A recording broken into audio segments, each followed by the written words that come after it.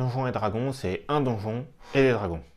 Mais c'est aussi des personnages joueurs, des personnages non joueurs et toute une ribambelle de monstres que j'aimerais vous présenter. L'idée aujourd'hui est de voir mon bestiaire, celui que j'ai commencé à me faire, puisque dernièrement je suis sur la création du donjon modulable, mais avant ça j'avais commencé à imprimer ou à acheter des figurines et à les peindre pour compléter le bestiaire. J'étais même parti du livre des monstres et je faisais toutes les pages une par une. Alors beaucoup sont encore dans ma pile de la honte, elles sont juste imprimées, non peintes, mais il y en a certaines que j'ai fait rentrer petit à petit dans mon bestiaire, que j'ai peint, que ce soit en termes de personnages joueurs, pour jouer avec ma femme nos équipes, et même les monstres que nous affrontons.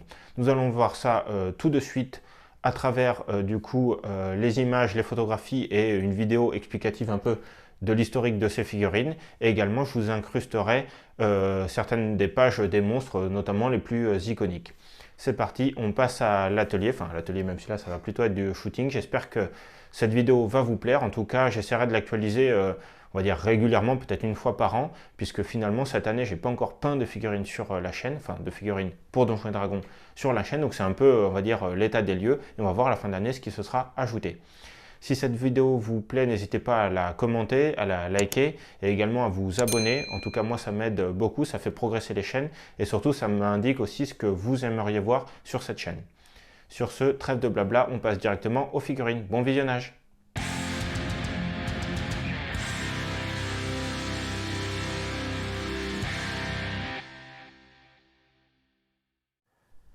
Je ne saurais commencer cette vidéo sans vous présenter les 4 personnages que nous jouons actuellement dans notre campagne La Tombe de l'Annihilation qui se passe au Chult.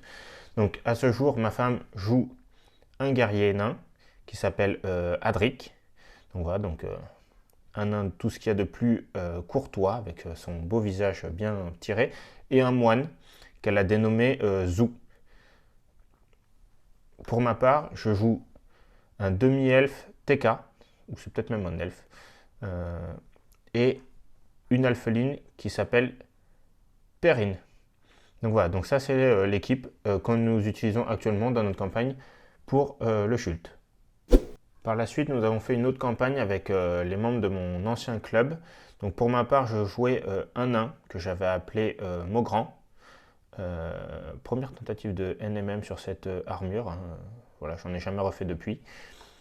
Et ma femme jouait une, je sais plus comment ça s'appelle, qui s'appelait Morgane. C'était pas une sorcière, mais je sais plus comment on dit. Bon bref. Qui s'appelait Morgane. Donc là, c'est pareil, c'était la première fois que je faisais une flamme bleue. J'en suis assez satisfait. Et voilà, et pour finir sur la partie des personnages joueurs, voire même non joueurs déjà peints, vous allez en reconnaître certains. Donc j'ai la figurine de Dritz que j'avais eu dans le pack de peinture de Army Painter, ainsi que la figurine de Minsk avec le petit bout sur son épaule. Ensuite de ça, j'ai également 2 rôdeuses que j'avais acheté des figurines WizKids sur Black Book Edition. Donc c'est les figurines que j'avais fait avant et après formation. Voilà, donc ça c'est celle avant la formation et il y avait celle qu'on a vue juste avant, après la formation. Et enfin, dans un de mes délires, je voulais m'entraîner à peindre de la peau. J'avais peint ce nain, très musclé, et avec un marteau en fusion, un marteau de feu, qui contraste bien avec la neige. Donc c'était un peu beaucoup de tentatives. Premier marteau enflammé, premier socle neige et première figurine avec autant de peau. Fut un temps, j'ai voulu tester la précision de mon imprimante et donc d'imprimer des figurines de plus en plus petites ou en tout cas de plus en plus fines. Et quoi de mieux pour cela que d'imprimer des rats. Donc je vous laisse Minsk à côté pour l'échelle. Donc les rats sont vraiment tout petits, on peut voir avec mon doigt. Et globalement, j'arrivais quand même à avoir des très bonnes résolutions. Il y a les oreilles, il y a les yeux, il y a les petites dents. Non, pas sur celui-là, bon voilà. Et après, j'avais fait la même avec des nuées de rats. Donc voilà, vraiment très détaillé. Et pour pousser encore plus loin, je la manipule délicatement, j'avais fait une nuée de corbeaux. Donc voilà, donc là vraiment la détail au niveau des ailes et tout ça, c'est juste hallucinant. Donc voilà, donc je m'étais bien amusé à faire ces petites figurines. Ensuite, j'ai eu ma période gobelins et particulièrement des bâtieries. Donc ce sont les gobelins du Schult. Donc ici avec plus ou moins des modifications parce que j'avais eu quand même pas mal de ratés. J'avais essayé des nouveaux paramètres au niveau de l'imprimante. Donc bien sûr, qui dit nouveaux paramètres dit pas mal de ratés. Donc ceux qui n'ont plus de tête se sont retrouvés avec des rabios de Warhammer, par exemple celui-ci, mais qui fait un bon chef avec son casque puisque de toute façon ce sont des gobelins casqués, masqués, avec des masques en bois. Donc voilà, donc globalement je m'étais bien amusé à les faire et ça me fait toute une petite tribu de gobelins bâtieries. Pour continuer, qui dit Schult dit dinosaure, donc je me suis amusé à faire des dinosaures et j'ai essayé de les faire à l'échelle. Il faut savoir que dans D&D, les vélociraptors, c'est de l'échelle TP, donc très petite, donc je vous laisse le comparer par rapport à Minsk, il est vraiment minuscule. Ici j'en avais fait un peu plus gros, mais voilà, pas non plus des masses. On retrouve les deux quasi précédents côte à côte en modifiant l'échelle, mais c'est vraiment... Enfin là, je ne sais pas si vous allez réussir à voir les mains de celui de devant, mais elles sont... J'ai cassé des doigts juste avec la force du pinceau. Et enfin, j'ai fait un ptérodactyle, un ptéradon, je crois, dans D&D, qui lui est un peu plus conséquent. Et pour finir, le gros là qu'on voit au fond, donc c'est un tricératops, c'est la monture de notre nain dans la campagne du Schult. Donc celui-là, je m'étais bien amusé à le faire. Je le trouvais vraiment en classe et c'était la première fois que je testais le wet blending, du coup la peinture dans le frais pour faire mes transitions du jaune au vert. À l'époque, je ne faisais pas du tout de transition, hein. Je peignais que du monocouleur. Donc là, passer du jaune à un vert quasi noir, pareil sur le devant, c'était vraiment quelque chose de nouveau pour moi, hein. C'est des figurines qui datent maintenant un peu, qui ont peut-être 2 ans par rapport à maintenant. On le voit d'ailleurs au socle, j'étais encore à l'herbe statique que je n'utilise plus du tout. Mais en tout cas, figurine bien sympa et elle nous fait bien triper d'avoir notre dino qui nous aide dans la campagne. Là, j'ai 2 figurines particulières. J'ai une armure animée et un crâne-feu. Alors pourquoi ces 2 figurines? Je les ai jamais jouées, mais je voulais m'entraîner à faire des flammes, à peindre de la flamme, sachant que j'avais une peinture qui s'appelle Green Flamme chez Army Painter, donc je voulais voir ce qu'elle donnait. Donc j'ai imprimé un crâne-feu que j'ai fait vert, qui donne à peu près cette allure-là, enfin pas à peu près, mais qui donne cette allure-là, vu que c'est celui-là.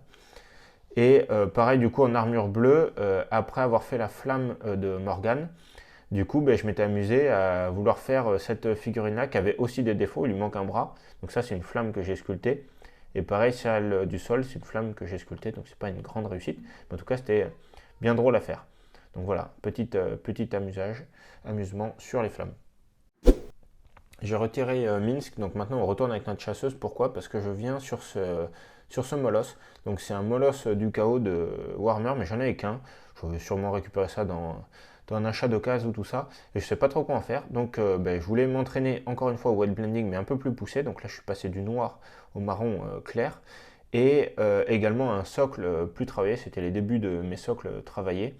Et c'est son chien de chasse en fait. Bon, son molosse de chasse parce qu'il est presque aussi gros qu'elle.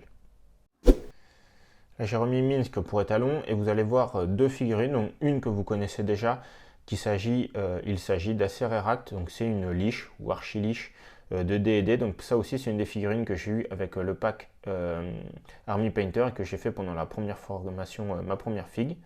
La deuxième est une figurine particulière dans le sens où c'est une figurine qu'on a fait chez Aeroforge. C'est la première fois qu'on testait le site, d'ailleurs la seule à ce jour, mais je ne dis pas qu'on ne va pas recommencer.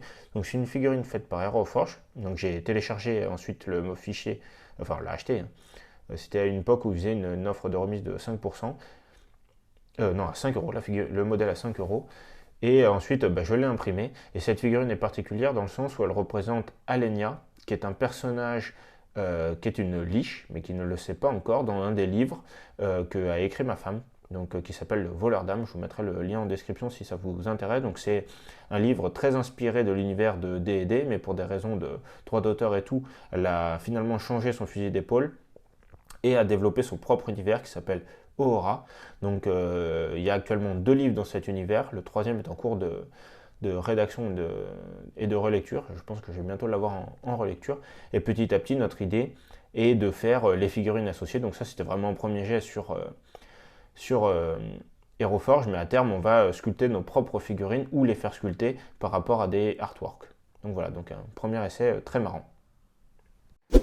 Allez, on change un peu d'échelle, on monte en gamme. Là, maintenant, on va passer aux Otyughs. Donc les Otyughs, ce sont des poubelles sur pattes. Typiquement, c'est les dévoreurs voilà, des déchets dans les donjons. Moi, je m'en étais imprimé 2. Je les ai joués, même si je les ai, entre guillemets, mal joués parce qu'ils nous ont défoncé tout au début de la campagne. Donc ça, c'est un modèle assez simple que j'avais trouvé. Mais j'en voulais 2. Donc j'avais trouvé que celui-là en second pour le moment. Donc voilà, donc ce modèle-là est assez simple. Le second est vraiment classe. Encore une fois, on peut voir la qualité d'impression. Et encore, moi, j'ai vraiment une imprimante bas de gamme. Hein. Donc ceux qui ont des imprimantes top, ça doit vraiment avoir des rendus magnifiques. Donc voilà, moi, imprimante bas de gamme, niveau de peinture pas ouf. Mais en tout cas, on s'amuse bien. Et on finit donc avec les 3 plus grosses figurines que j'ai peintes à ce jour pour Donjons et Dragons.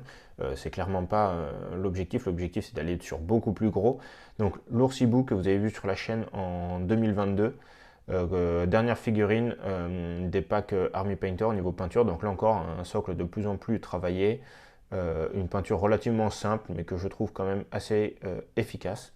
Et pour finir, les 2 manticores donc, qui ont fait l'objet des dernières vidéos de l'année 2022 et début 2023. Donc ça, c'est les tutos que, pour la fourrure, j'ai testé les tutos de la formation ombre et lumière, celle que je n'ai pas encore faite, mais que j'ai commencé, enfin que techniquement j'ai visualisé une fois, mais j'ai juste testé la peinture de ces figurines-là, mais j'ai reçu la figurine officielle de la formation, et donc je vais commencer ça incessamment sous peu. Et voilà. Donc la dernière qui elle avait une sculpture plus simpliste que j'ai imprimée. L'autre c'est une figurine achetée, mais celle-ci c'est une figurine imprimée, mais du coup j'ai tout misé sur le socle voilà, et sur la peinture. Et voilà, au final, c'est 43 figurines peintes par mes soins pour l'univers de Donjons et Dragons.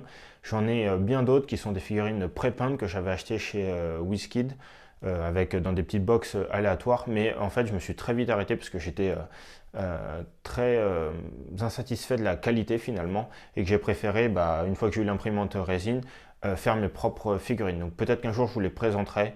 Je ne sais pas trop, je les utilise très peu. C'est plus presque pour mon fils, au moins c'est des figurines qui ne craignent pas, qui ne m'ont pas coûté trop cher. Mais en tout cas, ou sinon, mon idée sur ces figurines-là, c'était de tout miser sur le socle et de faire des beaux socles. Et peut-être éventuellement reprendre un peu la peinture une par une, mais j'avoue que j'en ai pas encore trop l'envie ni le courage. Donc voilà, donc n'hésitez pas à me dire si vous voulez voir d'autres monstres que petit à petit j'ajouterai à ma collection. Moi j'en ai encore peut-être une dizaine ou une quinzaine de déjà imprimés et de prêts à peindre quasiment.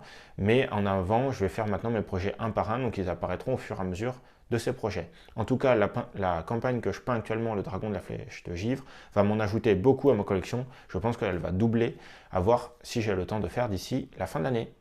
Je vous remercie d'avoir regardé cette vidéo, j'espère qu'elle vous a plu. Si vous avez des retours à me faire, n'hésitez pas en commentaire. Encore une fois, mon objectif c'est vraiment de créer une communauté, de pouvoir échanger avec vous et de ne pas peindre tout seul dans mon côté, de partager ma passion et même vous, que vous me partagez votre passion par la suite, n'hésitez pas. Je vous remercie et à ciao, bye bye.